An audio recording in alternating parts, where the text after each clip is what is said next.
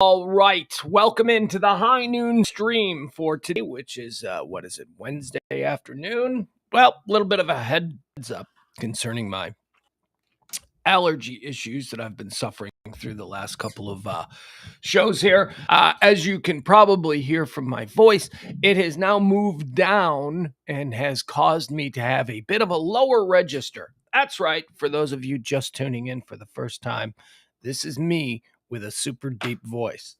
I'd love to say it's getting better, but it's not. It's just changed. It's just a little bit different. Oh, goodness gracious. Hi, April. April is here. Taronda is here. Let's see who else we're going to get here. I get it. I get it. People showing up late. Because I'm on time. I'm on time.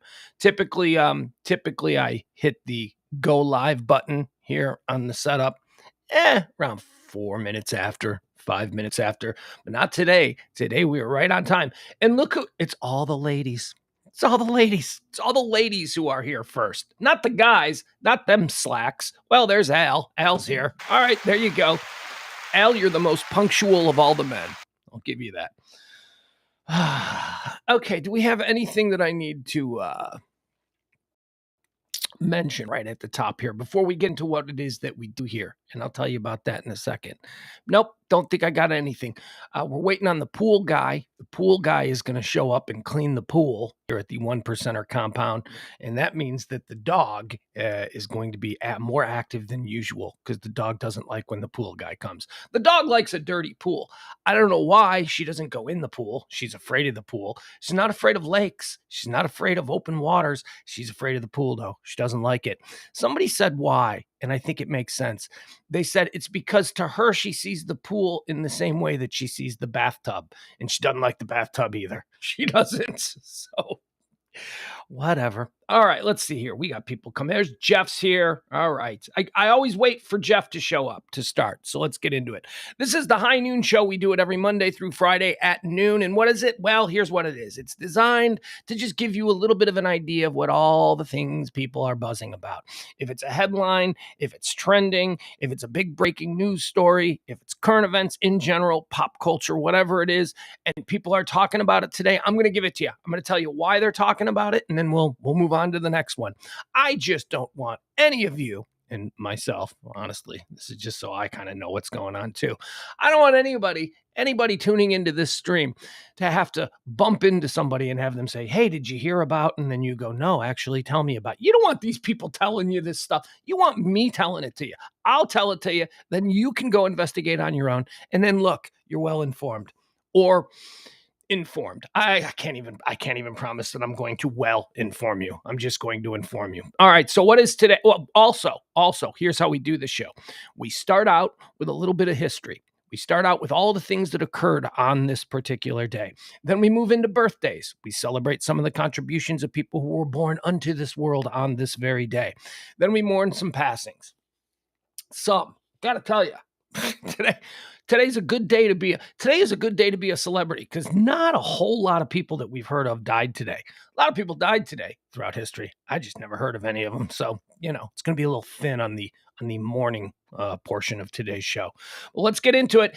It is high noon for Wednesday, 10/26/22. That is October the 26th, year of our Lord 2022.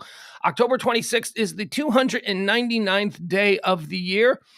Let's see here. There are only 66 days remaining until the end of the year. 66 days, man. I'm telling you. That's 66. That means there's only, I had to do -7 really quick. And it took me a couple of seconds to come up with 59 days until Christmas.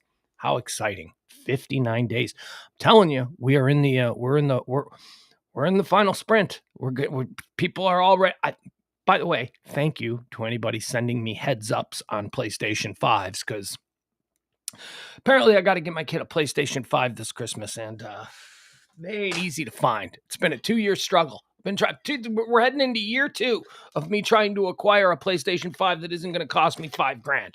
Seriously, I ain't paying over. These things listed like $400. Okay, I'm not paying $900. My kid's just going to have to learn a rough lesson. that, the working man, the middle class doesn't get to pay premium prices for toys, okay? Ugh. But thank you. A couple of people sent me nice little notes about restockings of PlayStation 5s, and Best Buy has restocked their shelves on PlayStation 5s. At least is this morning, as of I think the thing came in. The first person, nice lady, Gina, she sent me a little note at 6:30 this morning about the PlayStation 5. And by the time I got around to checking in on it, they're gone. They're gone. Forget about they're gone. They lasted on the shelves for 30 seconds. They're gone. Never mind. Forget about it. Although you can probably move on over to eBay and buy one of those PlayStation 5s that was on the shelves at the local Best Buy for $400 earlier this morning. You probably buy it now on eBay for $950 or whatever, whatever the bid is at right now. I'm not going to do that. I'm not going to get in. I can't afford that. That's insane. That is absolutely insane. The pricing for the PlayStation 5s. All right, let's get into what happened on this day, October the 26th, throughout history. On this day in 1774, the American Revolution, the First Continental Congress adjourns in Philadelphia. That's how it all started, people. It all started on this day. The First Continental Congress, Philadelphia. Freedom Hall. Well, I don't know. What is that place? Is that Freedom Hall? Was it? I don't know. Independence Hall? I don't know what we call it. Whatever. Not whatever. I should know that. And I don't. Okay, so we're moving on. On this day in 1881, Wyatt Earp and Doc Holliday, he'll be your Huckleberry, as I understand it. They participate in the gunfight at the OK Corral in Tombstone, Arizona. Tombstone, Arizona. Okay, so that makes sense now. Tombstone and all of that. Famous shootout, terrible frozen pizza, but Tombstone, Arizona. But here's the thing. I guess I had never really put it together before, but I always thought the OK Corral was Oklahoma. I don't know why. I'm not big into the Westerns. I don't know. That's an area of American history that I have never really gotten into, the Western stuff, right? And it's fascinating. It's fascinating. And I like to think that I'm holding on to my deep dive into the American West history for my older years. When I'm older, I'll be one of those old guys with Southwestern decorations in his sad little condo. I'll be like that guy because I'll have just gotten into old West stuff. Around 70, right? I'll become some dudes become crazy World War II guys or whatever. Now I think I'm gonna become a cowboy guy. I think I'm gonna save that part of my life education for when I'm older. I'll get there and probably know a whole lot more about the OK Corral than I do today. On this day in 1937, the Nazi Party in Germany begins the expulsion of 18,000 Polish Jews. That was weird how you said that number. I know. Did you notice that? I was 18,000. Tone deaf much? Okay, let's try that again. On this day in 1937, Nazi Germany begins the expulsion of 18,000. I can't do it. I can't say that number. 18,000 Polish Jews. Nothing funny about that.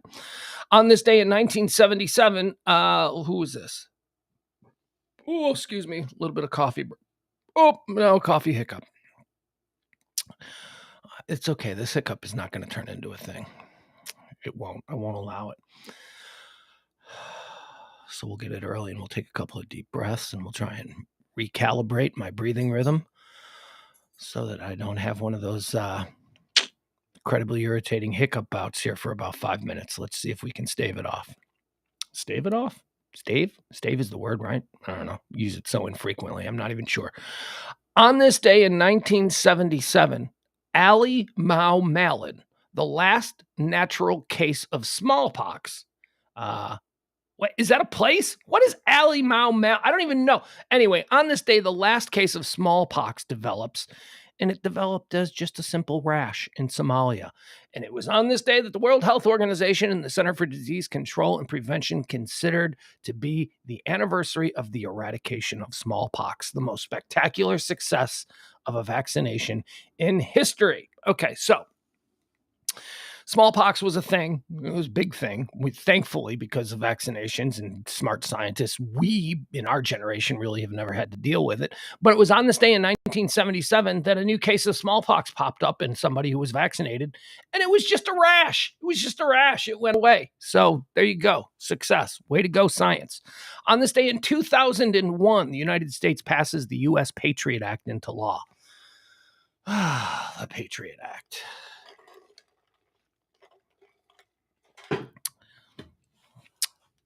No hot takes on the Patriot Act because you don't want to be divisive. And, I got some thoughts. Let's do some birthdays. On this day in 1914, Jackie Coogan was born. Happy birthday to Jackie Coogan. He died in 1984, but he was born on this day in 1940. Who's Jackie Coogan? Well, he was a child actor. He was, wasn't he, and I might be wrong on this, in a simple click on the hyperlink that I have here would fix it, but I'd rather just speculate. I think Jackie Coogan was the kid in the famous Charlie Chaplin movies.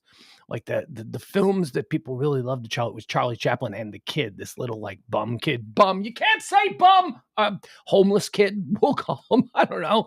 He was a little like 1920s poor kid, and he and Charlie Chaplin hung out together, which is odd when I say it out loud, but it was sweet at the time, and I guess people liked it.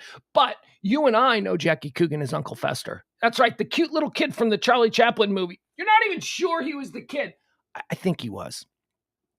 He grew up to be Uncle Fester. So, it's like, oh, look at that cute little kid. And then he grows up to be Uncle Fester. And there you have it. Happy birthday, Jackie Coogan. That's pretty much all I can do for you. I don't know much more about your storied career. Born on this day in 1942, Bob Hoskins. Bob Hoskins. English actor, singer, and director. What do we know Bob Hoskins for? Roger Rabbit, right? He was the human. He was the star of Roger Rabbit. Not Roger. Roger Rabbit was a cartoon. You can't give him credit. Bob Hoskins, he died in 2014. Didn't even know he was dead. I didn't know Bob Hoskins was dead until today when I was putting this together. Born on this day in 1945, the still lovely. Holy cow, have you seen? It's crazy how people hold together. Born on this day in 1945, Jacqueline Smith, American actress and producer, played Kelly Garrett on the original Charlie's Angels. She was one of the original Angels. And my favorite Angel, I liked her. I liked Kelly Garrett. You know what? You know why I like Kelly? Okay, here, let's break it down. Farrah Fawcett was too easy. She was like the bimbo. She was like the party bimbo. It's like, yeah, she could be embarrassing. Like she's really hot and you would take her out and all that stuff. But she would get drunk. And she'd be embarrassing. She'd fall down. She had her issues. There was a lot that came with dating a Jill Monroe, Farrah Fawcett. But she was also, she kind of seemed like a little bit too much of a party girl. Then you had Sabrina Duncan, who was Kate Jackson. Kate Jackson was no fun at all. Kate Jackson wouldn't be any fun. Attractive, but in my opinion, she was the lesser of the original three, but still attractive, still very attractive, but kind of a bummer. Sabrina Duncan was like too straight and too almost nerdy. I don't know. I mean, maybe she'd be. Jacqueline Smith, Kelly Garrett. Oh, she was everything. She was beautiful. She was serious. She was sophisticated. She could let her hair down and she could be what you want her to be. Oh, I loved Kelly Garrett. I loved Jacqueline Smith and Charlie's Angels. Happy birthday to her. Born on this day in 1945 and still looking good. Well, I don't know. I think I saw her like 10 years ago and went, she's still looking good. I don't know what she's doing today. Be interesting. Maybe you should check her out. Jacqueline Smith, born on this day in 1945. Born on this day in 1946, Pat Sajak, American journalist, actor, and game show host. Man, that dude fell into a money well, right? I mean, what a gig that is. I mean, when did he start doing, like, he was like in his 30s, right? When he started doing Wheel of Fortune, and he just rode that wave. Oh my God. He's one of the greats, one of the all-time game show guys, Pat Sajak. Born on this day in 1947, Hillary Clinton, American lawyer and politician, 67th United States Secretary of State, and 44th First Lady of the United States. Hillary Clinton, divisive. Moving on.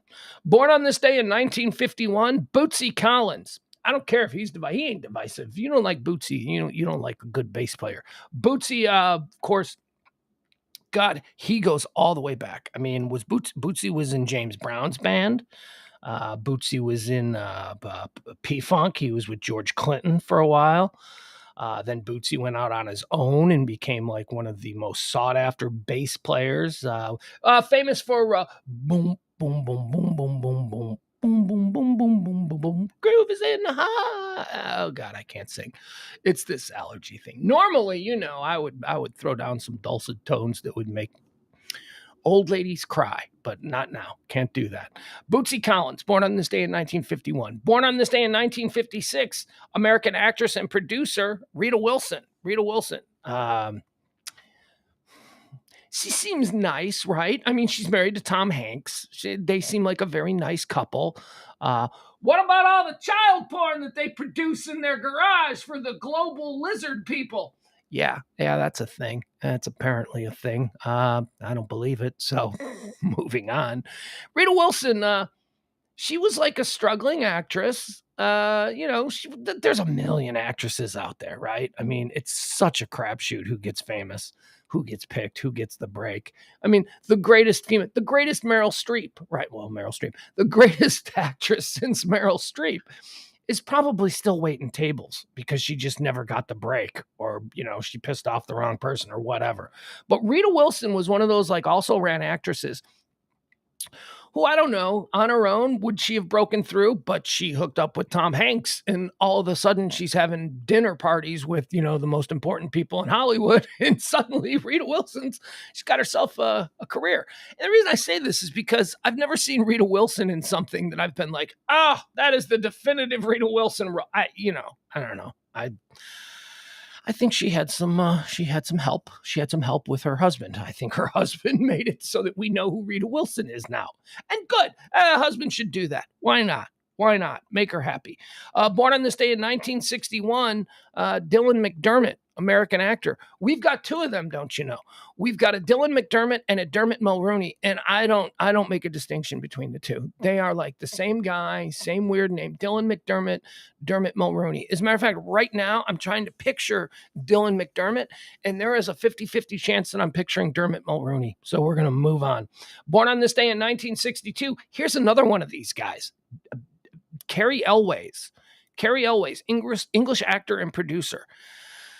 I think he was the prince in The Princess Bride. I don't know. Cary Elwes. I'm picturing him. I could be picturing Ryan Philippe.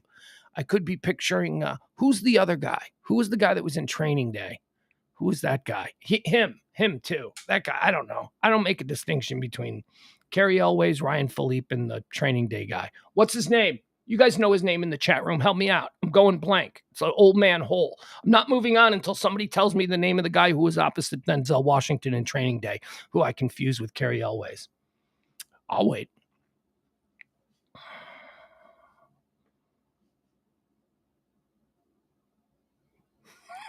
Nobody can. Ethan Hawke. There we go. Thank you, Jameson. Ethan Hawke. That's him. I make no distinction between Cary Elwes, Ethan Hawke, and like Ryan Philippe. They're the same person. Here's somebody that I do make a distinction for. Born on this day in 1963. One of my favorite. Oh my God, in my college days, and then after that, I liked the rock and roll. I liked the punk. I liked the hard rock. I liked all of that stuff. But when it was time to relax, when it was time to chill down, it was this lady who I loved. Natalie Merchant. Natalie Merchant is celebrating a birthday today, born on this day in 1963. Of course, she first came into prominence as the lead singer of the 10,000 Maniacs. Then she went on to a solo career because somebody whispered in her ear, "You don't need these guys." And she went solo, and she had the biggest hit album of her career, Tiger Lily, right? Wasn't that Tiger Lily? Anyway, Natalie Merchant. Born on this day in 1963. Oh, I loved her voice. She had such a unique voice. Born on this day in 1967. How about some Keith Urban, ladies and gentlemen? Australian country singer, guitarist. Again, I'll say this every time one of these two people come up. Keith Urban and John Legend need to switch formats. Keith Urban shouldn't be a country singer. He should be an R&B singer. Keith Urban should do R&B soulful songs. John Legend should not be an R&B singer doing soulful songs. John Legend should have a guitar and a cowboy hat, and he should do country music. So let's get on that, people. It's been 20 years since I've pointed this out. Let's see what else. Born on this day in 1971, Anthony Rapp, American actor and singer. Happy birthday, Anthony Rapp. You were called a liar in court last week. Anthony Rapp brought those charges against Kevin Spacey, saying that he was raped when he was 14 years old. Turns out that the description that Anthony Rapp gave of the apartment where all this took place was wrong, totally wrong. Said he went into an extra bedroom to watch TV to escape all the adults at this party he was at. Turns out there was no bedroom. It was a studio. There wasn't no TV either. The other thing, Kevin Spacey was the theater guy. He didn't watch TV. So, anyway, there you go. Happy birthday, Anthony.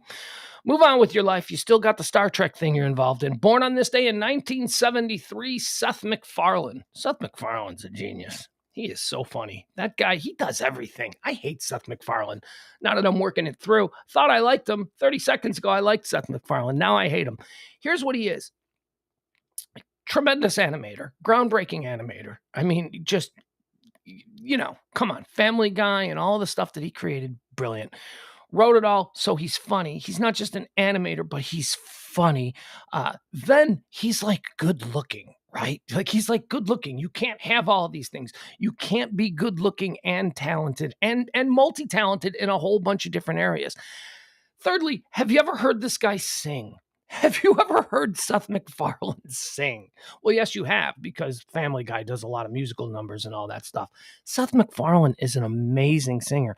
And as it turns out, not a terrible actor either. So happy birthday to you, Seth MacFarlane. I hope you sprain your ankle or something. Nothing serious, like get a hangnail or something, because you've got way too much good stuff going on in your life. Also born on this day in 1978, CM Punk, American wrestler, mixed martial artist, actor, failed MMA fighter. Oh, he was not good. He was not good at MMA. When he tried, when he decided, he's like, I'm leaving wrestling and I'm going to fight for real. And then he trained for like 6 months, hardcore. He trained up there in Wisconsin with Ben Rothwell and what's the gym up there? Doesn't matter. No, it doesn't. He trained really hard for like 6 months and then made his UFC debut. And he made his UFC debut against another guy, Mickey Galt, who had no right being in the UFC because Mickey Galt was not a good fighter. And 6 month trained CM Punk steps into the cage with Mickey Galt, who has no right to be in the UFC, is just getting this break because CM Punk needed a bum to fight. And Mickey Galt wiped the canvas with him. Just CM Punk didn't know what he was doing. But I like CM Punk. He's nice. From my hometown. Got a big-ass house in Silo Ridge over there in Orland Park. That's right. He lives right there. Where is that? It's like Will Cook Road and, I don't know, 153rd maybe. Somewhere over there. That's where CM Punk lives. CM stands for Chicago Made. Didn't know that. Never knew that until I learned that he lived in my hometown. Home neighborhood of Orland Park. CM Punk, born on this day in 1978. Let's see here. How about some deaths? All right, we got some deaths. Like I said, not a lot of really big deaths. Dead on this day in 899. Yeah, we're going all the way back. That's how desperate we are for deaths to mourn on this day. Alfred the Great, English king, died on this day in 1899. Do you watch Vikings? Do you watch what's the other one? There's Vikings. There's The Last Kingdom. That's another series. If you watch Vikings and you don't watch The Last Kingdom, you are cheating yourself. All right, I'll take a second here since we're talking about Alfred the Great. Here's what's cool about being able to watch the History Channel or A&E Channel. I'm not sure, whatever it was. They're all on Netflix. If you watch Vikings and you are not also watching The Last Kingdom, you're doing yourself a disservice. And here's why. Because Vikings is all about the Vikings discovering land, discovering England and the United Kingdom and all that. Although they weren't the United Kingdom then. But it's about the Vikings invading the island of England and all of the conquering and all that kind of stuff that the Vikings did. And that's what Vikings about. It's about from the perspective of the Vikings. The Last Kingdom is the same story, but flipped from the perspective of the English seeing the Viking invasion. It's fascinating. And Alfred the Great plays a role in both of them because Alfred the Great is the first king of England, first king of all England. He's considered the guy who united all of the different kingdoms in order to fight the Vikings who were coming. He said, "Look, one kingdom after another will fall to the Vikings unless we all band together," and that's what he did. And he was the first king of United England. Died on this day in 1899. Oh, he united Wessex and Northumbria and East Anglia and Mercia, all of the independent kingdoms before England was a country. He united them all. Also dead on this day in 1931, Charlie Comiskey, the old Roman, American baseball player and manager, owner of my Chicago White Sox. Comiskey Park, we still call it Comiskey. Those of us who are diehards still call the park Comiskey because G-rate, I don't think so. Born on this day, or dead on this day, I should say, in 1932. A relative of mine. Well, we're going with it. We're going with a relative of mine. Margaret Brown. Margaret Brown died on this day in 1932. Margaret Brown was an American philanthropist and an activist. She's most famously known as the unsinkable Molly Brown. Molly Brown was Kathy Bates in the movie Titanic. If you saw the movie Titanic, Kathy Bates played her. Now, how is she related to me? Well, I'll tell you. Because I did a few years back when the internet started allowing us the ability to research such things, and the genetic lines all became more. Anyway, my point is, did a little research on my family, and it turns out that all the people, let's just say all the people with my family's last name, which would be my maternal last name, they all come from the same place in France and all immigrated to the same place in Ireland, right, during the Norman invasion. Margaret Brown, the unsinkable Molly Brown, her real name was Margaret Mary Tobin, and she was born in St. Albans in Ireland. She emigrated from Ireland. St. Albans happens to be the ancestral lands of the Tobin family. St. Tobin, the name Tobin is derived from St. Aubin, like that. So that's where it comes from. And it turns out that she came here, she married a rich American, and she became Molly Brown. But her real name is Margaret Mary Tobin from St. Albans in Ireland, which is also where my family traces their ancestral roots to. So cousin, I'm just calling unsinkable Molly Brown a cousin. All right, that's it. She died on this day in 1932, survived the Titanic. I don't know what else she did. Says she was an activist. Troublemaker. I don't know. Let's get into what's trending today. Here are all the things that you need to know about that are trending today. Waukesha, Wisconsin is trending because remember the madman who drove through the Waukesha Christmas parade just 11 months ago. It was just a man who drove SUV into Waukesha Christmas parade found guilty of intentional homicide. I didn't even know that this trial was going on. And I gotta tell you, I do these things. I put these trends and these topics and these headlines together every day. Usually you would think something would have blipped up, but no, nothing. There was a complete blackout in coverage of this. Nobody talked about it. It was a big story. It was a big story when it happened. And then there was all kinds of disinformation about what happened, and different people who were pushing different narratives got to get that out there, and people were all confused about what happened. How about this? The guy's just a murderous criminal. How about that? He just killed people. He intentionally chose to drive through a parade route. All the other bullshit, the political divisiveness that got attached to this story is just nonsense. And now reading up on the trial, holy cow, why weren't we covering this? Why wasn't this Johnny Depp and, Amber Heard, they get all the attention. Anthony Rapp and Kevin Spacey, they get all the attention. This doesn't get it. This crazy person, Daryl Brooks, defended himself in court. He defended himself. Why weren't we able to see this? Why weren't we able to see this lunatic trying to defend his actions? By the way, one of his big claims was, I didn't mean to kill anybody because I was honking my horn. That was his defense. He killed a bunch of people, killed old ladies and a little kid. But he says that, how can you say I did it intentionally when I was beeping my horn? Like it was their fault that he came ripping through a parade route at 30 miles an hour, honking his horn as he ran through the dancing grannies, right? This guy, lock him up, throw him away.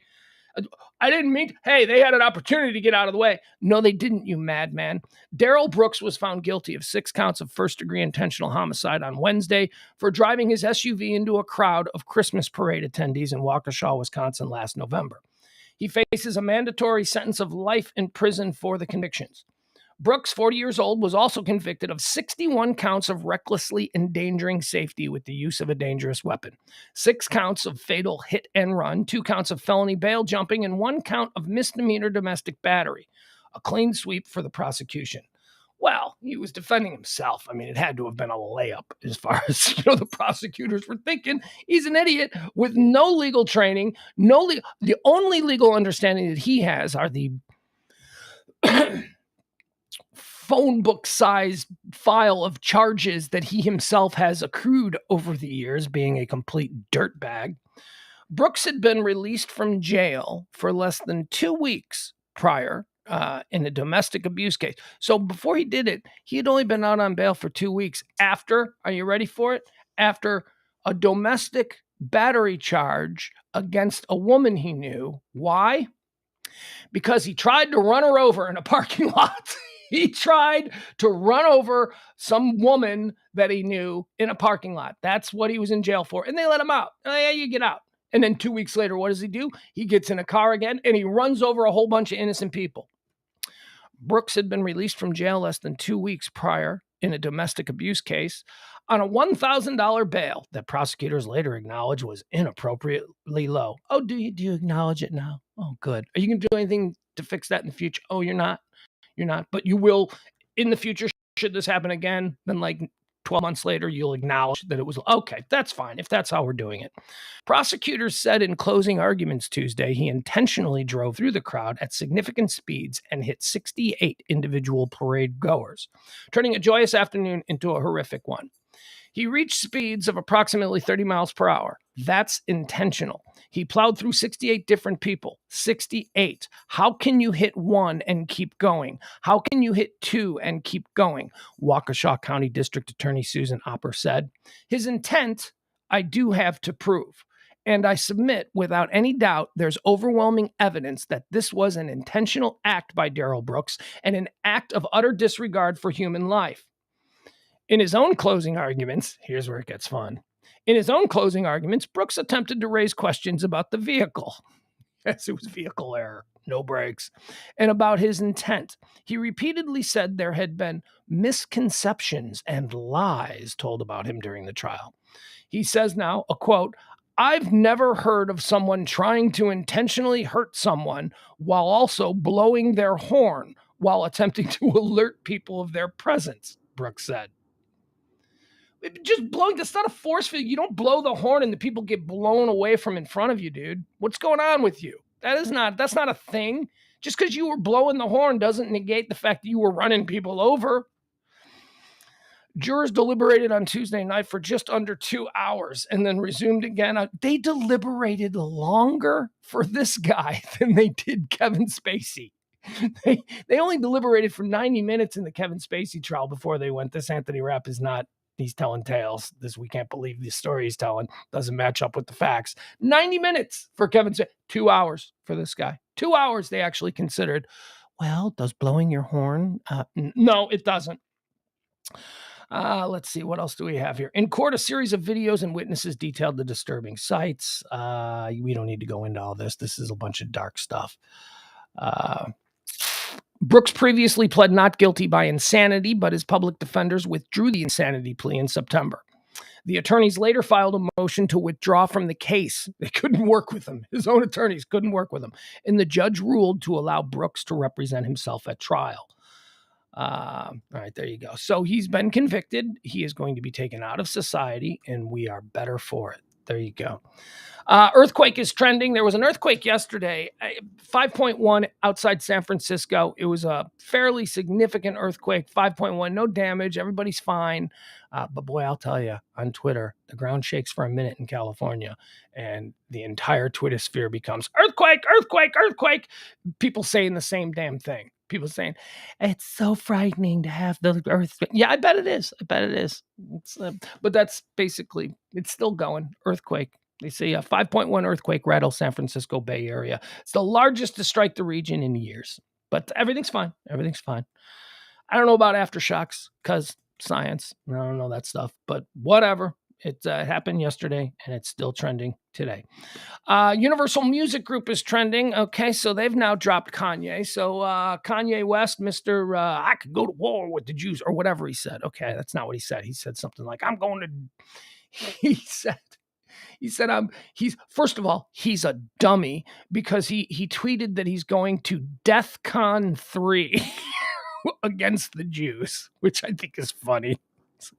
There's no such thing as DEFCON 3. DEFCON 3 is like a Halloween convention held every year. I don't know what DEFCON. What he meant to say was DEFCON.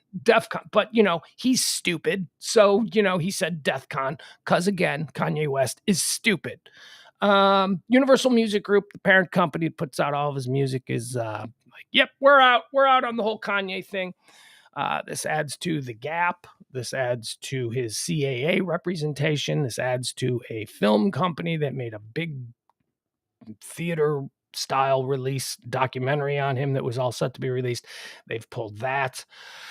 Adidas, they jumped out yesterday, finally. That was the big one people were waiting for. But now guess who everybody's turning their attention to? They're turning their attention to Spotify. They're like, Spotify, you got to take his music off.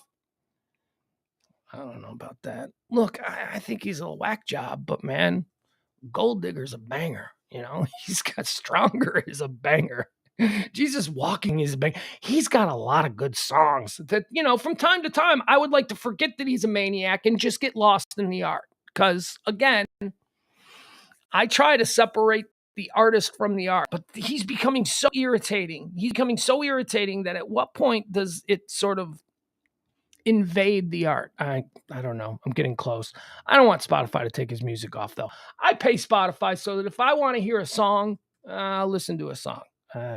But here we go. The pressure is on. Spotify, take his music off. And I think Apple Music is also being, I don't know. We'll see. Scrubs is trending. Did y'all watch Scrubs? I never watched Scrubs. There's a lot of people who I respect their TV opinions who like Scrubs. They say Scrubs is good. You should watch Scrubs. So maybe at some point I'll just binge through all of Scrubs. Scrubs is the executive producer and writer of Scrubs. This guy's name is Eric Weinberg, and I've never heard of him, so maybe, Scrubs is all he did. But, he's a big old raper. He's on trial. He is, this is some serious stuff.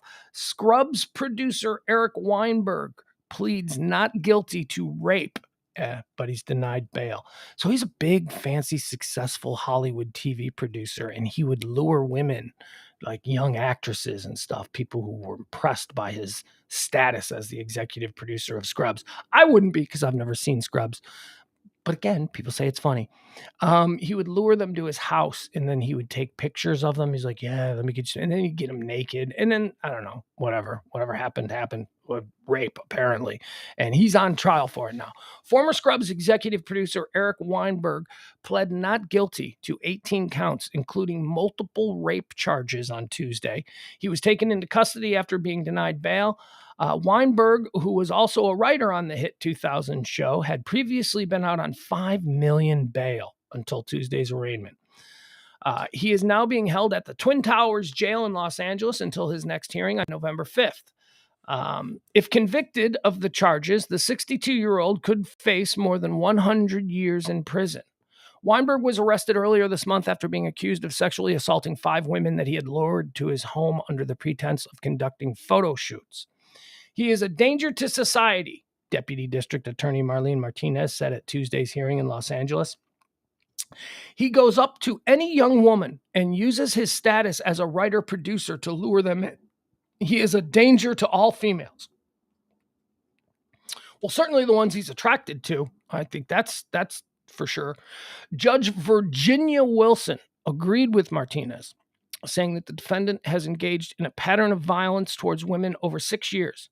As Weinberger slumped in his seat according to Deadline.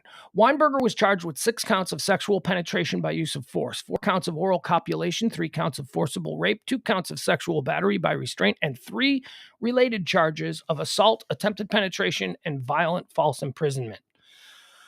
Oh man, you think it's just rape? They can just start stacking these a lot of smaller charges that lead up into the whole big rape charge. This guy is looking at a. Let's see. Defense attorney Philip Cohen. Other defense attorneys getting involved. I love these soulless monsters. Defense attorney Philip Cohen, who represented That 70s Show Danny Masterson in court earlier Tuesday, argued against the prosecution's no bail motion. He said Weinberg wasn't a flight risk and should thus remain under house arrest rather than in jail. Wilson disagreed, however, that's the judge, and said her concern was, first and foremost, the protection of the public. According to Deadline, which noted the judge called Weinberg a potential serial rapist, she said sending Weinberg home wasn't prudent, as the offenses occurred in the safety and privacy of his home. Martinez said police received around 70 tips about Weinberg. I'm laughing because 70 tips. 70. On after 10, you didn't go, maybe we should look into this. Martinez said police received around 70 tips about Weinberg since he was first accused and is still interviewing more accusers. The Hollywood Reporter recently interviewed more than 24 women who detailed allegations against Weinberg, including that he allegedly targeted minors. He was first arrested in 2014. Oh boy, this goes back 8 years. First arrested in 2014 after then 22-year-old Kyra Reiki told the LAPD Weinberg raped her during a photo shoot in his Los Feliz home. This according to the Hollywood Reporter's Tuesday report. Despite a police report describing how he began choking Kyra and taking photos, the DA's office declined to prosecute. Okay. All right. Well, I guess they didn't think I don't know. 2014, though, that was pre-Me Too. So they were probably still in the all-out protect the town's industry people. That's been a big concern with people in Los Angeles, that for years and years, for decades, really, if you were somehow connected or a big shot in the film and TV business in Los Angeles, the police and the prosecutor's office, they kind of protected you. They protected you because, when you were up for re-election, it was cool to have Mel Gibson show up at a fundraiser, or the head of a studio strong arm a bunch of hot celebrities to show. That's how it worked over there. And they were 2014, a woman says he raped me, and they're like, yeah, but he's writing for Scrubs. Whatever that means. Justice was served today. Micah Star Liberty, an attorney representing the victims, told the Hollywood Reporter on Tuesday, it's very satisfying that the judge found enough factual allegations to declare Mr. Weinberg a serial rapist. All right, there you go. Eric Weinberg, producer of Scrubs. He's looking at some things. McRib. The McRib is trending today. Apparently McDonald's saying, well, we're going to get rid of the McRib, and people are like either, no, don't ever get rid of the McRib, or they're like, yeah, that thing is trash.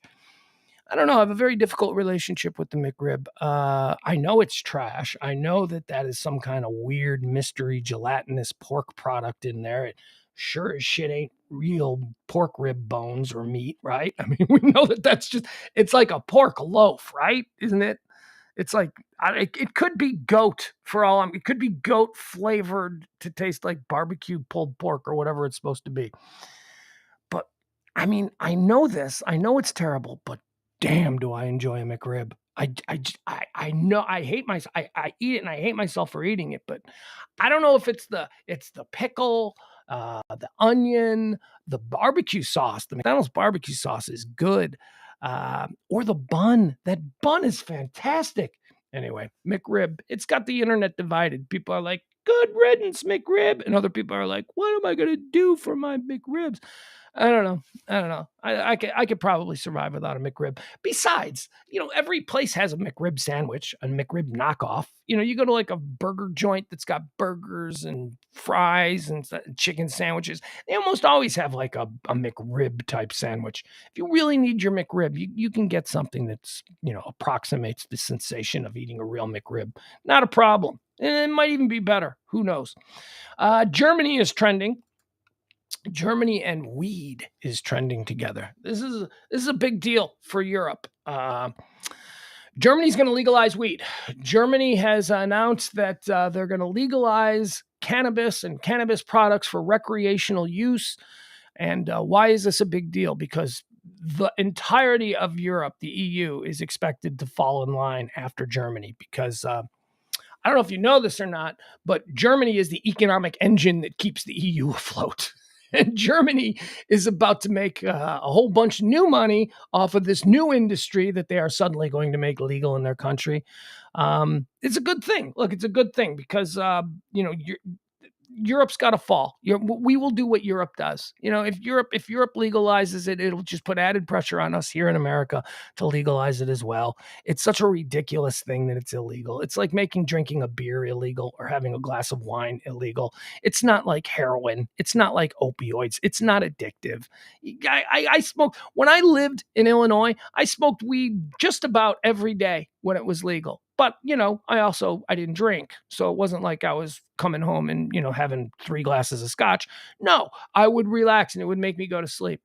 And it was wonderful to be able to legally go to a store not like a criminal, not the way that people been for, to feel like I'm not doing anything wrong. This is fine.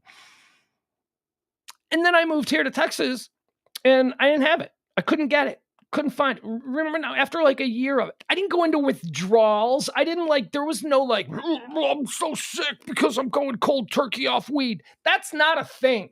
When you can't get weed, and by the way, it's not like the nicotine thing with cigarettes. It's not like, that's not an element of weed, okay? So when you don't have weed, you just don't have weed. And maybe you're bummed because you wish you had weed, but you're not actually going through. And for years, weed was considered Schedule 1, right? It was up there with the worst drugs. So it's absolutely ridiculous. So Germany, my applause to you. I thought it would help when Canada made it legal. That didn't help. That didn't budge. Although, we're doing it state by state. That's fine. But Germany and the whole of Europe, which is expected to follow after Germany makes it official, then maybe we'll have something. Maybe we'll see some movement here in this country. Speaking of weed, chicken fried steak. Ladies and gentlemen, it's Chicken Fried Steak Day here in the state of Texas. That's right. Chicken fried steak, I don't know if it's the official meal of Texas, but it's certainly a meal that I never appreciated until I moved to Texas. I had chicken fried steak once, in Illinois, I don't know, 20 years ago. And I was like, yeah, this is kind of gross. This is this is awful. As a matter of fact, what is this gravy? This gravy is flavorless. It's like paste. What is that black stuff in? Oh, pepper? How come I can't taste the pepper in this gravy? How come it tastes like Elmer's glue paste? That's glue paste. Elmer's glue gravy. That's what it tastes. It was awful. So when I moved to Texas and people are like, you got to get some chicken fried steak. I'm like, yeah, no, I've had it. Yeah, it's not that great. Then all of a sudden I'm dating this girl and she's like, yeah, I'm going to make you chicken fried steak. And I'm like, oh God, all right. Blew my mind. It was amazing. And in the years since, any restaurant that I go into that has chicken fried steak, there's a good chance that I'm going to order it. God, I love it. Oh, it is so good when it's done right. So happy Chicken Fried Steak Day here in Texas. There's a bunch of places. Actually, let's see. There are a bunch of places that are. What is the best chicken fried steak? I'll tell you my favorite. And again, I didn't grow up here, so I don't have the lifelong experience of trying chicken fried steak a whole bunch of different times, a whole bunch of different ways. But I have, Babes. Babes is a place here that is mentioned in this story about the best chicken fried steak. I've had Babes. It's very good. Babes out in Grapevine, I want to say, is where I had it. It was really, really good. But my favorite chicken fried steak can be found in downtown Dallas at a place called the Press Box. The Press Box makes a chicken fried steak. When I used to live down there, once a week, I had to just walk across the park and get me some chicken fried steak. I would sit there at the bar by myself and just enjoy one of the great, great cuisines of Texas. And I say Texas because, like I said, I've had it elsewhere and I didn't like it. It wasn't good. It wasn't like the same thing. Besides politics and religion, nothing can get a bar brawl going like a good chicken fried steak discussion. The best is a matter of wide dispute, ranging from the lightly floured steaks at revered Mary's Cafe in Palo Pinto County to the juicy, thick chicken fried steaks at better restaurants such as Michael's Cuisine or Lucille's. October 26th, Texas devotes an entire day to chicken fried steak and discussions thereof. All right. 2011, this law was enacted, making this day the official day of chicken fried steak here in Texas. Let's see, what else are they saying here? 7 restaurants across Texas helped lobby for the holiday, including Fort Worth's landmark Paris Cafe Shop. Okay. Oh man, I'm just looking at all these pictures of these chicken fried steak meals. They all look so good. One of the favorite fried steaks locally is served at chicken restaurant Babes. Yeah, this is where I've been. Where was it? Babes Chicken Dinner House okay, so there's one in Arlington, Burleson, Granbury, North Richland Hills, and Roanoke. All right, I guess not Grapevine. So I'm guessing North Richland Hills is probably the one that I went to because I was hanging out with somebody who lived in Grapevine. I just assumed we were still in Grapevine. There's not much agreement on which local restaurant serves the best chicken fried steak. The best statewide is generally considered to be Mary's, which is an hour's drive west of Strawn. How far of a drive is Strawn from here? Am I going to drive 3 hours for chicken fried steak? Maybe, if I'm really craving it. But for Texas Chicken Fried Steak Day, try Michael's Cuisine at 3413 West 7th Street, Lucille's at 4700 Camp Bowie Boulevard, the Old Neighborhood Grill at 1633 Park Place Avenue, Rihanna at 312 Houston Street. Are these all Fort Worth? Are these all? Or you can try Max Bar and Grill. I've seen Max. I've passed by Max. I've never been to a Max. Max Bar and Grill in Arlington or Max on Main in Grapevine. What are we seeing here? What picture is this? There's a picture of chicken fried steak with carrots and okra at Charleston's. Man, does that look good. Charleston looks like they do a nice chicken fried steak presentation. All right, I'm hungry and on a diet, so we're moving on. Happy Chicken Fried Steak Day. All right, now to some sad news. Bob Evans is recalling a bunch of their pork. I'm hungry. I can't help it that these stories. Bob Evans is recalling their Italian sausage pork products. Here, well, I guess if you have it, it's probably just terrible Bob Evans Italian pork sausage. You got to have you want real Italian pork sausage. It's only one place in town you can get it. You got to go to Jimmy's. Jimmy's on off Ross. I don't know where it is. Unbelievable Italian meats and pork sauce. You got to do the fennel. It's got the fennel. A lot of places don't have fennel. A lot of places don't have fennel because an inordinate amount of people seem to be allergic to fennel. I was married to one. My first wife. We had to, every time we got a pizza, we had to get it sausage, but without fennel, which is difficult, but she was a lovely woman. So I stayed with her. Every time she would get fennel accidentally, she would blow up. Like her eyes, we'd have to, if she accidentally had some fennel, you had to pump her full of Benadryl or whatever. And then the night was shot. Forget about it. We're going out for pizza at 7:00 and she accidentally gets a piece of fennel in her mouth. That's it. All right, let's get the check. Let's get her home. Let's pump her full of Benadryl and get her in bed because she could be asleep in 45 minutes and she's going to look like a giant pumpkin head. It was disturbing. It was disturbing the way her body just reacted to fennel. Anyway, Bob Evans, I'm sure their sausage doesn't have fennel. Fennel is what makes Italian sausage delicious. Let's see here. Bob Evans, the company, will recall more than 7,500 pounds of Italian pork sausage.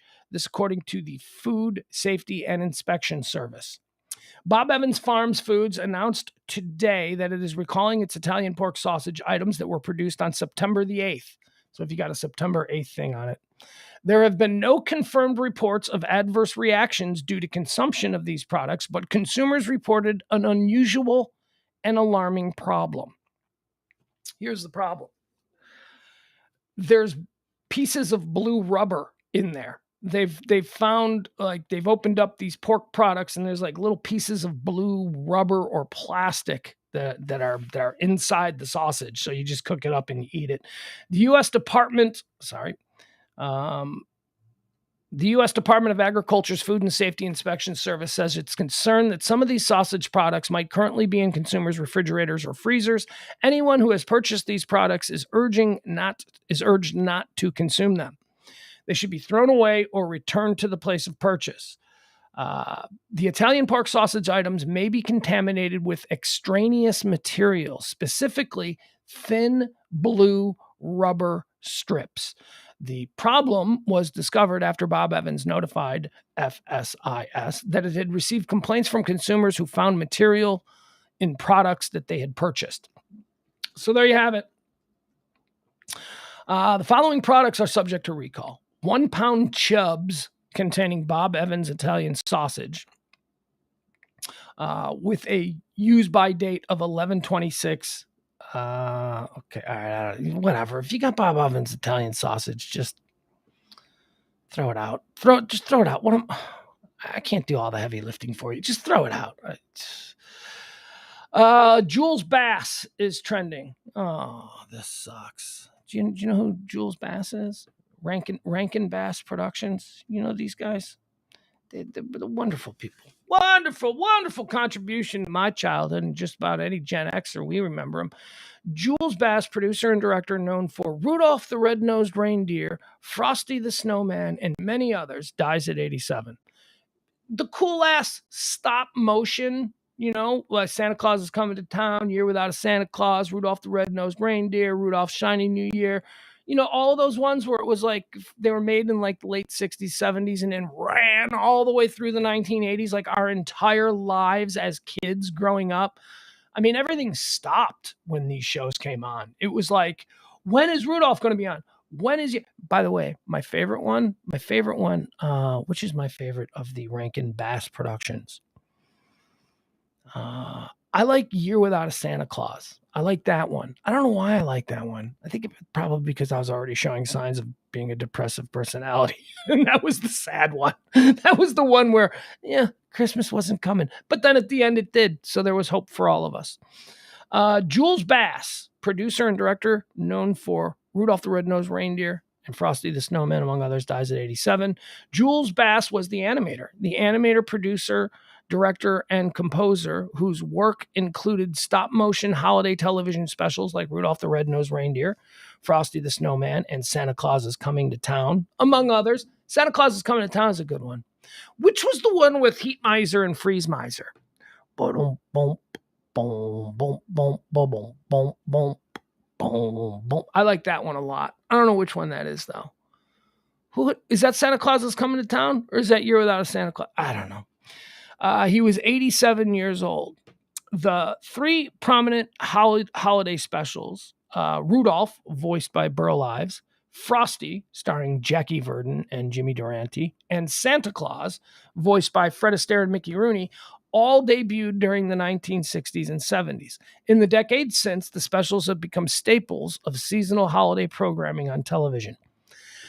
I tried to make my kid watch them once. He wasn't interested. He didn't get into it. It was so heartbreaking. I'm like, wait, but this is something that I liked 40 years ago. What do you mean you don't like it now? It's like one of those kind of deals. He said it seemed old-timey. Bass was known for his long-standing creative partnership with director Arthur Rankin, who died in 2014 at 89.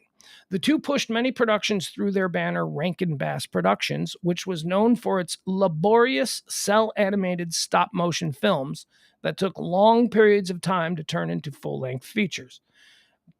I mean, you can do it all now with computers, man, but there was something about the look, the authenticity of those, that which you knew it was like hard to do. It was every little motion, every little movement had to be a different pic. Crazy. Bass and Rankin's first production was a syndicated television series titled The New Adventures of Pinocchio, which premiered in 1960. They notched an Emmy nomination for Outstanding Children's Special for their work on The Little Drummer Boy. In 1977, and 1 year later, received a Peabody for their animated version of J.R.R. Tolkien's The Hobbit. I've never seen any of these. I think I've only seen the Christmas stuff. The pair co-directed a film in 1982 titled The Last Unicorn, which featured voice roles from talent including Jeff Bridges, Mia Farrow, Angela Lansbury, Alan Arkin, and Robert Klein. In addition to numerous holiday specials, they served as producers of series. God, I'm so stupid. They produced Thundercats and the Jackson 5 animated series. Bass also produced and directed the 1967 cult favorite Mad Monster Party, starring Boris Karloff. Bass was born in Philadelphia in 1935, went to New York University, and worked at an advertising agency before joining Rankin at Videocraft International, which later became Rankin Bass Productions. After Bass stepped away from producing and filmmaking in 1987, he went on to write children's books. The January death of Bass's daughter, Jean Nicole Bass, preceded his own. His daughter died at 61 years old. All right, there you have it. Another piece of my childhood just being ripped away as Jules Bass, producer of Rudolph the Red-Nosed Reindeer and all those great Rankin Bass productions, is dead at the age of 87. That sucks. Anyway, you got to die. 87. Look, I'm glad he got to 87. 87's good. 87's good. Nobody should complain about 87. 87 is good. He made a lot of kids happy. Oh, we were so excited with those damn things. Oh, when they came on. Hey, Rudolph's on tonight. You'd say at school. Hey, it's a year without Santa Claus coming up. And then remember, what's the other one? What's the other one I liked? I like the one, they got a little greedy. They stepped away from the Christmas stuff and decided, how do we extend this for another week? And then they created Rudolph's Shiny New Year. Remember that one where they had the Save the Baby New Year? And it was a show that could air between Christmas and New Year's. You get an extra week when people are home. I liked Rudolph's Shiny New Year. I liked it. That was with was Rudolph Shiny the Island of Misfit Toys. That's what that one was about. All right, very good. Matthew Perry is trending again. Matthew Perry's got a book out. Friends, Lovers, and what's it called? Friends, Lovers, and the Big Awful Thing. I think that's what Matthew Perry's memoir is about. So every couple of days, another excerpt from the book is being leaked, and people are going, what? And I got to be honest, the more of these things that I start to read, the more I think, I'd like to read this Matthew Perry memoir about the crazy days and how he became a drug addict and all the stuff that he did that, maybe he shouldn't remember, but apparently he does. He's got great details here. Why is he trending now? Because he's talking about, or there's a story in the book that is making headlines today where Matthew Perry made out, like big, crazy teenager makeout session, made out with Valerie Bertinelli right in front of a drunken, passed out Eddie Van Halen. What? That takes some balls. That's the kind of thing that a handsome man does. Not a normal guy, but a guy who, is used to getting girls. Yeah, you make a move on a man's wife while the man is passed out. Anyway, here's the story. And I didn't know about this, but I did know that Valerie Bertinelli back in the late 80s, early 90s had a television sitcom called Sydney. I remember Sydney. What was that? What it's called? Sydney? I think it was called Sydney. Anyway, Matthew Perry, pre-Friends Matthew Perry, played her brother in this show, this situation comedy, Sydney. It didn't last long. It only lasted like 8 episodes. But he played her brother, and he fell in love with her. He was, and I'm looking at all these pictures in the story from back then. Look, anybody who remembers Valerie Bertinelli knows that she was adorable. She was just, everybody loved Valerie Bertinelli, including Eddie Van Halen. Matthew Perry has revealed how he enjoyed a steamy makeout session with Valerie Bertinelli while her husband, Eddie Van Halen, was passed out drunk beside them. The Friends star, who goes into great detail about his decades of addiction in his new memoir, Friends, Lovers, and the Big Terrible Thing, played Bertinelli's brother in the short-lived 90s sitcom Sydney, in which she starred as a private eye. Perry says, I fell madly in love with Valerie Bertinelli, who was clearly in a troubled marriage, he writes. My crush was crushing. Not only was she way out of my league, but she was also married to one of the most famous rock stars on the planet, Eddie Van Halen. And while it was at least at first, a one-sided thing, Perry adds. It's important to point out that my feelings for Valerie were real. I was completely captivated. I mean, I was obsessed with her and harbored elaborate fantasies about her leaving Eddie Van Halen and living out the rest of her days with me. All right, let's look at this. Here, I'll show you a picture here. Picture of all of them together back then. Hold on, let me pull it up. Give me a second. I wasn't prepared for this because apparently I'm not as professional as I like to pretend to be. Here we go. All right. These pictures are important, if for no other reason, to remind ourselves of how adorable 1990 Valerie Bertinelli was. Because, look, 1980 Valerie Bertinelli was really cute. She was, but 1990, now she's a woman. Now she's a fully grown, very, very nice. All right, here we go. All right, let's show you this cute picture from this set of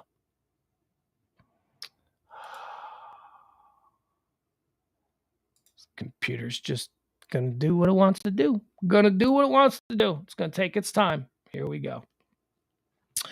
Oh, I see we got another troll in the chat room. What is that, like a sex bot kind of thing?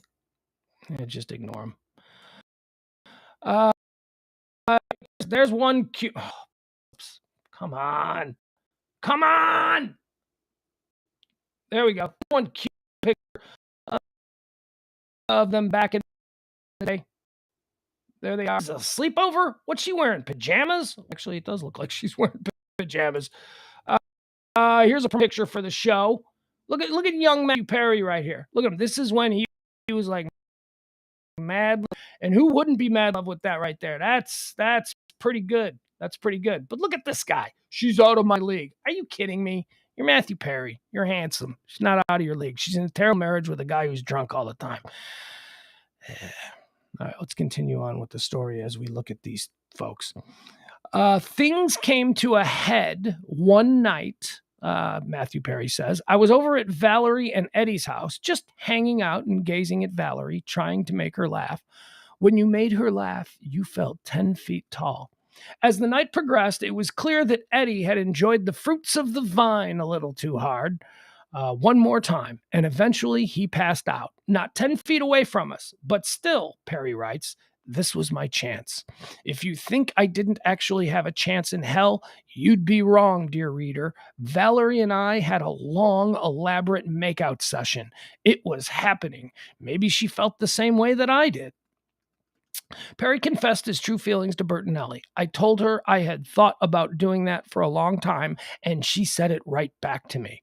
The next day, he told his Sydney co-star and friend Craig Bierko about the makeout session, and Bierko told Perry to be careful. Is this Bierko? Is this him right here? Is this the Bierko guy? Maybe? I don't know. I don't remember the show. Let's see. It goes on. Bertinelli, meanwhile, made no mention of what had happened and was behaving as she should have been, like this was just a normal day. Perry goes on to say, I quickly got the hint and also played the role I was supposed to, but inside I was devastated.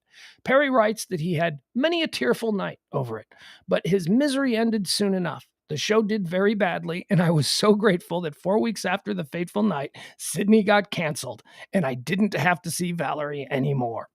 Perry adds that his heartbreak stemmed from his issues with his own mother, Suzanne. I have spent my life being attracted to unavailable women.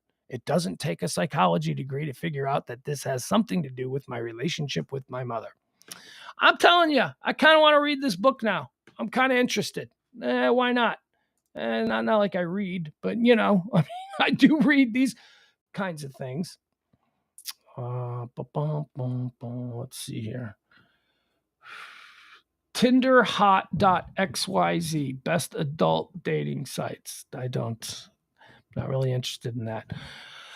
Hold on. I think there's a way that I can get rid of this dude.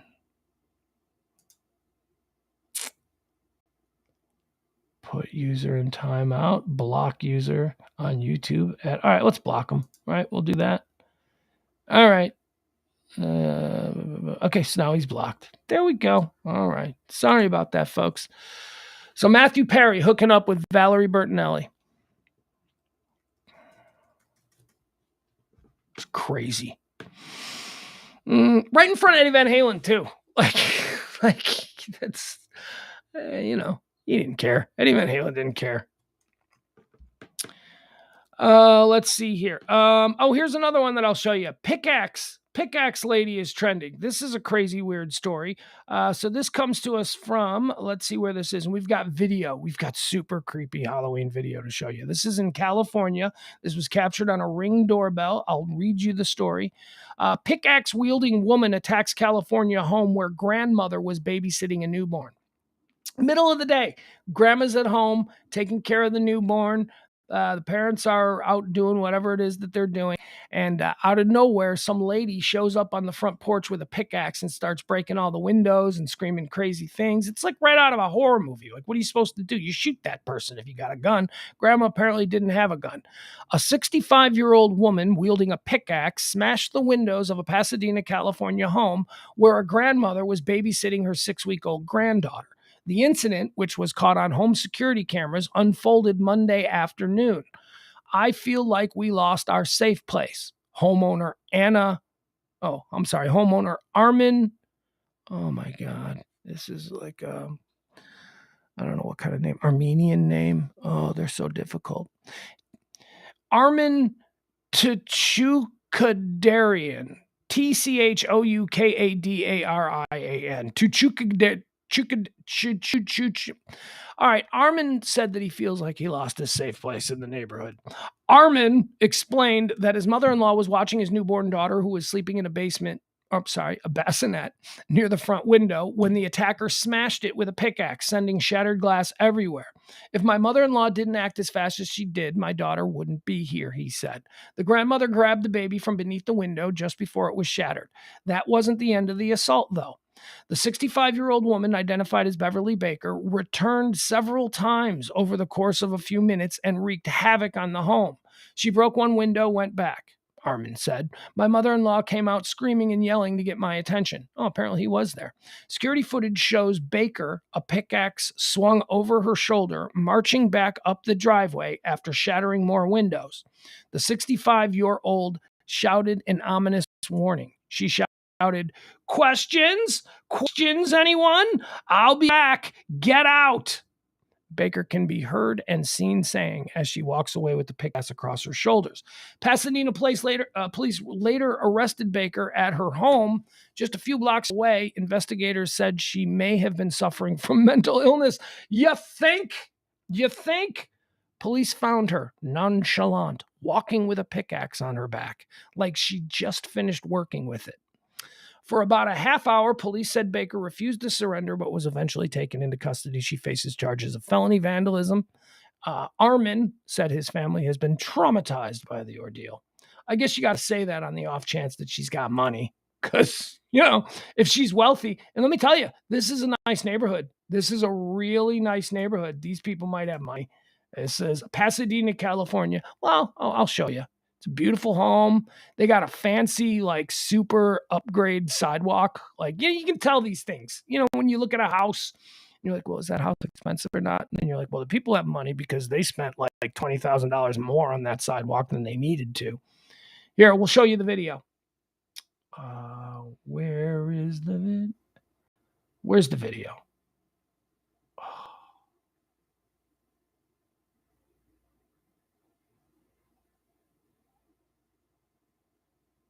Okay, so what? We're not going to get to see the video now? What the hell, man?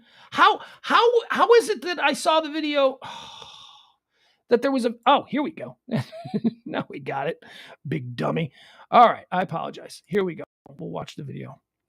You can see the crazy lady and how creepy this was, and the really nice front porch. Gotta be honest with you, it's a beautiful front porch. All right, here we go. Let's see if we can watch this now. Here comes. This is from. We'll start it over. All right, there is no sound, so this is fine. First of all, can we just say, look at that porch? Look at that sidewalk. Look at the lawn. Look at that. That is a nice house. These people have a little bit of money here. All right, so here we're watching. Let me just see. The lady's going to show up. Mhm. Here she comes. All right, you see her? Look at her. She's all dressed. She's wearing she looks nice. 65 years old. She looks good for 65 years old. Here she comes. And smash. Smash. She's like, this is just a random house. She has no ties to this house. This woman lives 2 blocks away. All right. There she goes. She smashed a couple of windows. She's back again. Here she comes. It's for round 2. She's like, apparently she felt there needed to be more smashings. You see the glass right there. Just gonna slash more. She almost. There's more. She's gonna slash more. Bam. Now she's doing that. Grandma's inside baby. Like, what the hell? So look at. Boom. There she is. What's she look like? She a black lady? I can't tell. I don't know. Yeah, I'm gonna say she's a black lady. All right. Smash. Oh, yeah. Slip there, nutty fruitcakes. Look at her. She's got it. All right. There she goes. So now she did all those. We got more video here, folks. It's not over yet. All right. Look at that. Look at the sidewalk. Look at the house's sidewalk. Look at her. She's just a hard day at work. She's just gonna walk away now. That's a very nice sidewalk. I'm just saying that that is not an upgrade. That's a special sidewalk and it costs a whole lot more. What's she doing? She's gonna come back. She's gonna do a little bit more damage. Here she comes. Here she comes for the 3rd time. She's gonna smash some things. Oh, she's doing the side of the house now. Where'd she go? All right, I see more glass falling over there. So she's smashing something on the side of the house. Come on back, crazy lady in your nice flowing dress. I mean, for a crazy person, she seems to take a little bit of interest in her look because she looks good. There she goes. Yeah. She's gonna walk away. Is there more? I think there's more. I think she comes back. All right, let's see. Surprised she didn't take that Amazon package that's sitting right there. Amazon package, just right there. There could be something good in there. All right, come on back, honey. You coming back? You gonna do one more time?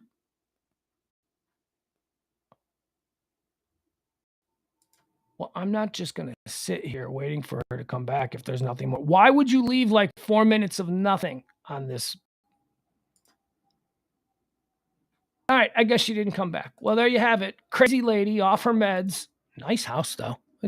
Please, I can talk about that sidewalk forever. That's it's nice. That's like a rich person's. And I know this because rich people in this neighborhood have those kinds of sidewalks where they're not just like, oh, just a regular sidewalk is just so pedestrian. So they have to do something like fancy with their sidewalks that lead right up to their house. And more power to them. Whatever. I don't care. It's good for them.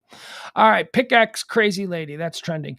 K-pop. K-pop is trending. We don't do a lot of K-pop talk on this show. We could because something K-pop oriented is trending just about every day.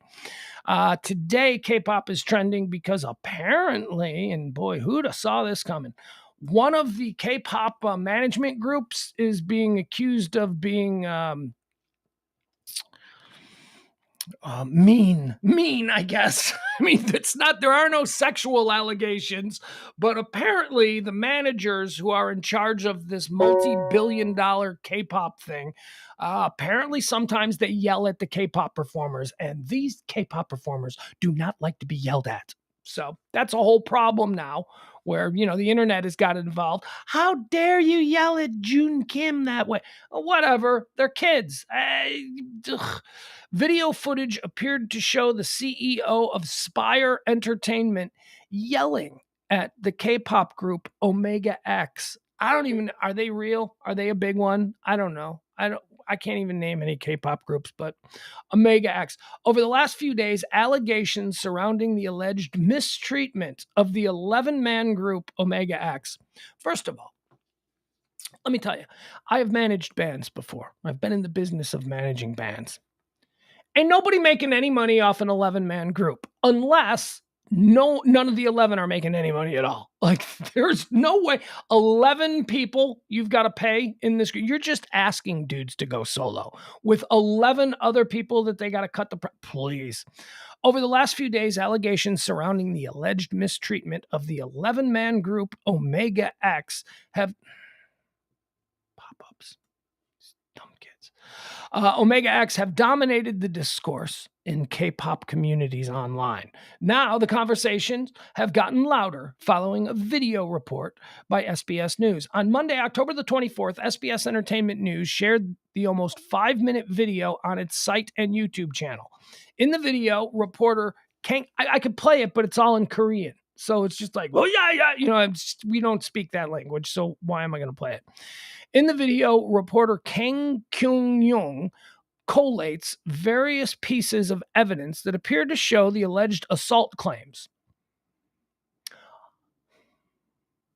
Okay, so assault is assault just, I hate you, you suck, you're fat, you're gross, you are terrible. Is that assault? And then battery is assault and battery is, I hate you, boom, and now I'm hitting you. I don't know. Assault, it doesn't seem like, when I think of assault, like, I think, yeah, you were assaulted physically, right?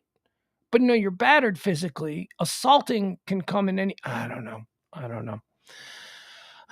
Omega X's agency berating the members of Omega X in a parking lot setting. The parking location has been identified as L.A., Los Angeles, by SBS, which was the last stop of the group's recent Connect, Don't Give Up tour. The clips used in the video have been blurred and the voices of the parties involved altered, but SBS did provide translations in the form of closed captions. So here are the translations of what these kids were assaulted with. Do you think losers like you could be loved by people? The woman in the video first shouts in an angry tone. Are you big? You didn't come this far on your own, a second remark states in a similar tone. SBS has identified the woman by surname only as Kang, one of the most common family names in South Korea, and confirms that she's the CEO of Omega X Entertainment. SBS also identified one of the band members, Jaehan, who's spotlighted in the video. I don't care. Do you guys care? A bunch of Korean pop kids got yelled at. And now the online community is going, you can't yell at Jaehan. It's like, oh, God. Moving on. This is why I don't understand it. I don't understand the whole K-pop thing. So do they sing in English? Really? I don't get it. I don't understand it. I don't understand a lot about this generation. Hell, my son is in this generation and he can't really explain the K-pop phenomenon, but he knows that every girl he's interested in is like super big into K-pop. In fact, he's got a buddy. His best friend is Filipino, but has recently started telling people that he's Korean because of the whole K-pop thing. He thinks it's going to work for him. And you know what? God bless you, kid. Go for it. Use what you got. Let's see here. Oh, here's another thing. Most dangerous states. I think last week they released the most dangerous cities. Now we've got a list here of the most dangerous states in the United States. Hold on, let me pull this up. Let me look at what we got here. Okay, so the 3 most dangerous states for violent crime in America, or actually, I'm sorry, I shouldn't misstate it. It's for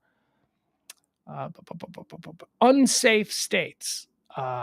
Crimes, car accidents, natural disasters, joblessness. Okay, these are all the things that go into this. So these are the shit states. These are like the states where you're in most danger and it's just all around shit. Can I give you the best ones? The absolute best ones on this list: Vermont, New Hampshire, and Maine. It's like the Bartles and James guys. You're just living around a bunch of like old men rocking on their front porch. They're retired. You know, they don't want no trouble with anybody. Vermont, New Hampshire, and Maine rank as America's safest states. Our least safe states. Are you ready? Here you go. Here are the least. The third least safe state in America, Arkansas. The second least safe state in America, Mississippi. And the first least safe state in America for the second year in a row, it says here. Second, good for you. You've You've two-peated. You've repeated, not two-peat, repeat. You've repeated. Congratulations to Louisiana. Louisiana, Mississippi, and Arkansas are the least safe states in America. The safest states: Vermont, New Hampshire, and Maine. Okay, so there you go. Where are we? Louisiana's murder rate is 18 times higher than that of New Hampshire. So New Hampshire, which is one of the safest, 18 times you're 18 times more likely to be murdered living in Louisiana than you are in New Hampshire.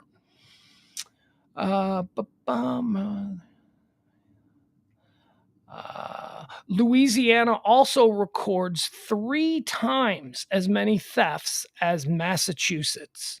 There you go.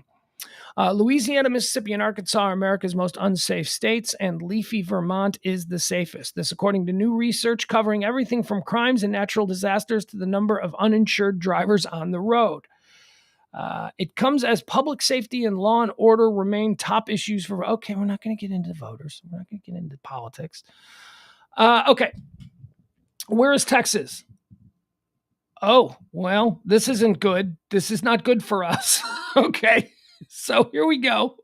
Texas is number 4. Texas is just outside the top 3 least safe states in America. What do we got here? We've got, let's see, 1 is Louisiana, 2 is Mississippi, 3 is Arkansas, 4 is Texas, 5 is Alabama, 6 is Oklahoma, 7 is Florida, 8 is Missouri, 9 is South Carolina, and 10 is Tennessee. There you go. Those are the 10 the 10 least safe states in America. Oh, there you have it. There you have it. Tennessee at 10, South Carolina at 9, Missouri at 8, Florida at 7, Oklahoma at 6, Alabama at 5, Texas at 4, Arkansas at 3, Mississippi at 2, and Louisiana at 1. At the bottom of the list, okay, stop it. Stop. Never mind. We're getting out of this because this article is now going into politics, and we don't do that. That is not something that I have any interest in getting into. All right, there we go. 90 full minutes of show, and we are out of stuff that we had prepared to talk about today. So let's see if there's anything.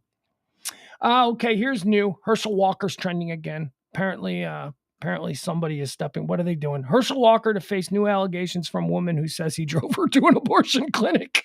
Okay, all right, whatever. Herschel, man, I don't know. I'm just saying that he probably had a lot of relations with ladies over the years. What else do we have? Spotify is trending. Spotify is still streaming Kanye West music, although people are like, Spotify's got to stop. And I'm like, whatever. Look, hey, Spotify is a subscription service. We all pay to be a part of Spotify. If we've got a problem with Spotify having Kanye West music, then we'll just stop our subscription. We'll just get out. We'll stop. That's how the market works. Honestly, I would like to be able to listen to Kanye West music whenever I get a hankering to, which, again, it's becoming more and more difficult for me. He is such a batshit crazy lunatic.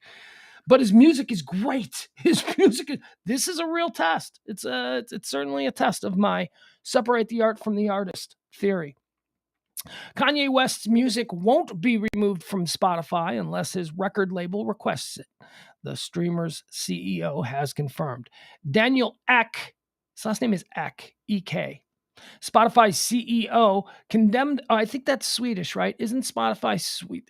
Is it Netflix or Prime? There's a new television miniseries about how Spotify came to be. And I was very interested in it. I'm like, oh, the Spotify story done as like a 6-part series. I'll watch this. Why not? I watched the WeWork one. I watched the Uber one. I've seen them all. So I'm interested in this. And then it turns out that it's like a Swedish production, and it's all in Swedish. So I'm not going to watch it. But that explains Daniel E.K., Spotify's CEO, having that weird spelling, E.K. Daniel Ek, Spotify CEO, condemned the rapper's recent alleged anti-Semitic remarks as awful, but revealed his music would remain on the platform. He told Reuters that the comments made by West were just awful, but his music itself doesn't violate their policies. EK added that it's really just his music, and his music doesn't violate anything. It's up to his label if they want to take action or not.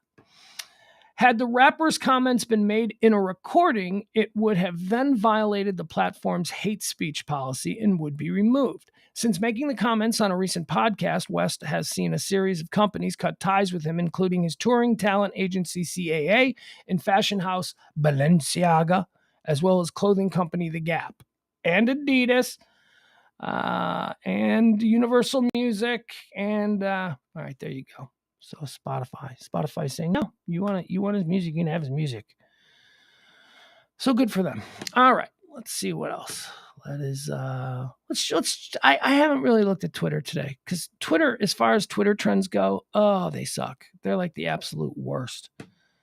They're so stupid. There's nothing. Oh, God. So, but we'll look at Twitter. Because I've been ignoring it all day. Rihanna is trending, #1 on Twitter. Rihanna has announced a new song, Lift Me Up, for the Black Panther Wakanda Forever soundtrack. There you go. Politics, not going there. UEFA Champions League, nope, not going to talk not going to talk soccer. Herschel Walker, here's more on the Herschel Walker story. A new woman comes forward alleging that Herschel Walker drove her to a clinic to have an abortion after she became pregnant as a result of her relationship with him. She'll speak later today at a press conference, per release from her attorney, Gloria Allred. Gloria Allred. Hey, you know what's funny about Gloria Allred, which I just realized? So Gloria Allred is sort of like the go-to attorney for women's issues, and she has been for years, decades. You know, if it's like a woman glass ceiling story or harassment against some big time dude, it's Gloria Allred who has been the attorney. The leading voice for this sort of lawyering has been Gloria Allred. But the second biggest person who does this in America is Lisa Bloom. So it's like Gloria Allred's main competition in this area of women's legal rep is Lisa Bloom. Lisa Bloom pops up all the time too. That's her daughter. Lisa Bloom is Gloria Allred's daughter. And I didn't know that till recently. I'm like, what?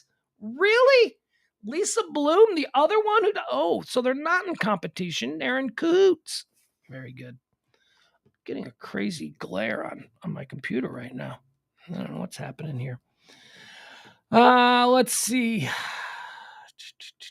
Nick Cannon is trending, probably having another kid. Don't know why he's trending. Daryl Brooks, we talked about him. Jury finds Daryl Brooks guilty of first-degree intentional homicide after he drove his SUV through a crowd at a Wisconsin Christmas parade last year. Ashanti is trending. See, these are all things like, I don't care why Ashanti is trending. Ashanti breaks silence on Irv Gotti, says Gotti has lied about a lot of things. I don't even know what this is. Tales of the Jedi is trending. The animated Star Wars series Tales of the Jedi premiered on Wednesday. I don't know where. Probably Disney. I hate Disney Plus. Can I just tell you, I hate Disney Plus. I think I got Disney Plus because I wanted to watch that Beatles documentary, you know, the recording sessions that they released last year. And I think I was like, well, if they're doing this, then they've got to have other things that I'd be interested in, and not just stupid Disney Marvel movies and Star Wars bullshit, right? No, they lured me in with the Beatles thing, and they have not put anything up since that I've been even remotely interested in. I am done with the Star Wars series, spinoff series, okay? Don't give me any more. Oh, they're so good. You must not be a real Star Wars fan. Apparently not, because I don't really give a shit about any of... I don't care. I'm tired of pretending. And, you know, thankfully, my kid is also of that, because I was only watching these things. Like, I'll still watch The Mandalorian. That was good. But like the Boba Fett series, and then there's like the what is there? The Obi-Wan Kenobi series, and there's just a whole bunch of things. And thankfully, I was trying to watch them so that I could keep up with my kids so that we'd have something in common. But it was getting to be such a beatdown. I just don't care that much. It's not that great of a story. It's just not. It doesn't deserve to be watered down to this extent. I don't give a shit about the next Star Wars movie now. Look at what they've done. They have completely drowned the whole. There's nothing exclusive about Star Wars anymore. There's just a million different series, and you can't. My kid is off too. My kid is like, yeah, I'm not watching that. Didn't really grab my attention. Thank you. Thank you for being discerning. Thank you for me not having to watch this now. So whatever. So there you go. There's a new Star Wars animated series I will not be watching. Sausage Party. Sausage Party? What is Sausage Party trending for? What's this about? Oh, apparently they're making a follow-up to Sausage Party, which is a ridiculous animated film that's quite funny. It is quite funny. Let's see. So who's in this one? Sausage Party 2 Foodtopia, an 8-course television event. Oh, it's going to be on TV. Where? All right, so here's who's starring in the new Sausage Party movie. Of course, you got Seth Rogen. He's the creator. Christian Wiig, Michael Cera, Edward Norton, Will Forte, Sam Richardson, Natasha Rothwell, David Krumholtz, and Yazir Lester. Don't know what that is. Amazon Prime, a Sausage Party sequel series is in the works for Amazon Prime Video. I'll watch that. I'll watch it. The original Sausage Party's funny. It's a funny movie. There you go. So we got that to look forward to. What else do we have? Mark Meadows, not going near that. That's politics. Don't care about that. Panda Express is trending. Never been to a Panda Express. Never.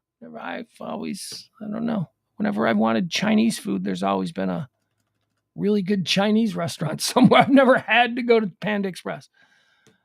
If Panda Express has 1,000 consumers, I'm one of them. If they have one, I'm that one. If they have none, then I'm dead. All right, somebody talking up how great Panda Express is. That just tells me that's somebody who has never lived near a Chinese population. That just tells me that this person has never had truly good Chinese food.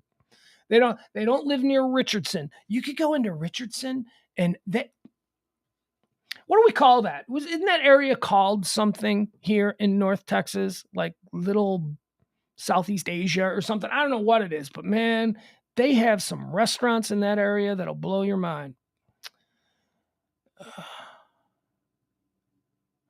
People who want Panda Express, you don't get it because you want Chinese food.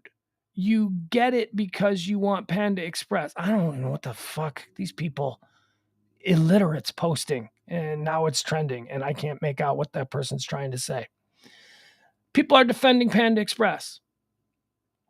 Okay, so here's the origin of it. Here's why. Somebody tweeted, "Who the F is keeping Panda Express in business?" And then like a whole bunch of people who've never had Chinese food before are like, "We love it." All right, it's not good. Panda Express is not good. You know what? I don't know. I've never been there, but I know from people who love it that they don't know what good Chinese food is. So just McRib is still trending. I'll tell you, I like the McRib. We've already been through this.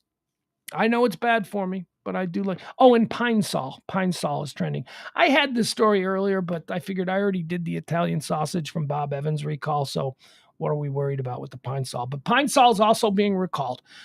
If you're thinking of wiping down your kitchen with that bottle of Pine Sol all-purpose cleanser under your sink, stop. It may contain bacteria that could cause serious illness in people with compromised immune systems. Pine Sol products being recalled because they contain bacteria. Roughly 37 million bottles of Pine Sol products have been recalled because they could contain a potentially harmful bacteria. Yeah, I don't have Pine Sol. You know what I have? I have, where is it? I have like a knockoff Pine Sol that I bought at the Dollar Tree for $1. It smells just like Pine Sol. Does the job. Does exactly the same job. All right, there you have it. All right, guys, that's it. We're done. That's pretty much the show today. There's nothing else. I can only milk this bitch so hard in one day. So let's call it a night. All right, what is that? All right, let's call it a night or call it a day, and we'll rally back here at 9:00 tonight for Pugs and Parker proudly present Pillow Talk here on the Radio Misfits podcast platform. James Parker and myself, we get together every Monday through Thursday, about 9:00 Central Standard Time, and we just talk about stuff. Last night was a trivia night, and I didn't like it. I didn't think it went well. We're gonna have to fix our trivia night. The first night was great. I thought the first night went well. Last night it didn't go so good. We even talked it through, like in the afternoon. Okay, so here's how it's going to go. We're going to do this and this. And it didn't, there was no, Oh, well. Anyway, folks, I appreciate you being here, hanging out with me every Monday through Friday at noon as I run through all of the trending topics, headlines, current events, all that stuff.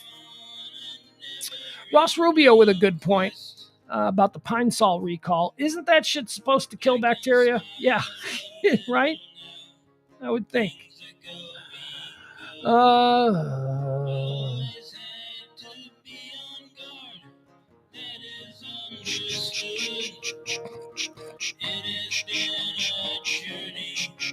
right.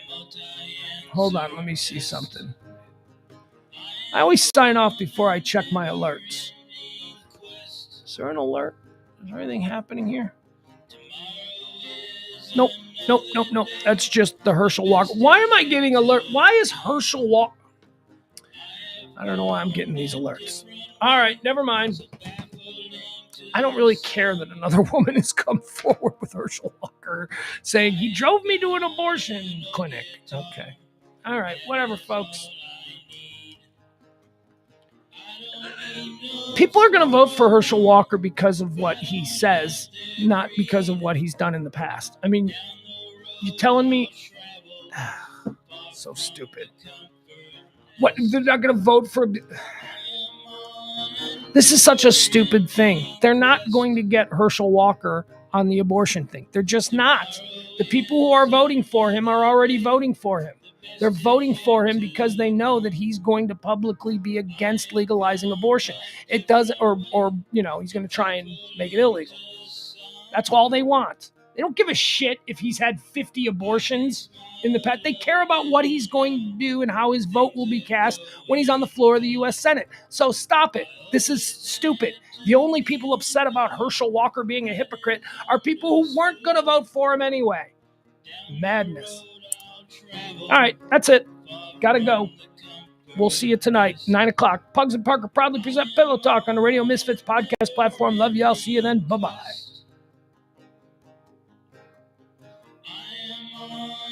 Never-ending quest.